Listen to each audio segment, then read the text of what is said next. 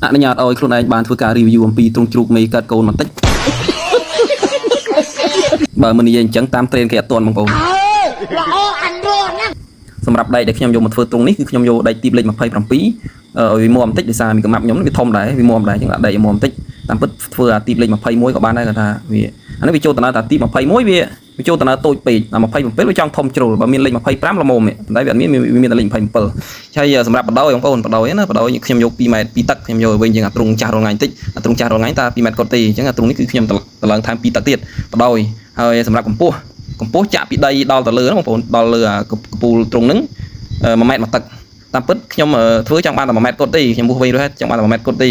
ដល់ពេលកាត់ដែកកាត់ចុះកាត់ឡើងទៅវាលើស1ទឹកក៏តាមតំណើទៅយក1ម៉ែត្រ1ទឹកបណ្ដោយទៅវាចង់ខ្ពស់ជ្រុលអត់ហើយតែបើសិនយើងស្លោះចូលក្នុងសាបទៀតល្មមយើងស្លោះចូលក្នុងសាប1ទឹកទៅយើងសល់1ម៉ែត្រគាត់ចឹងល្មមហើយសម្រាប់ទទឹងទ្រុង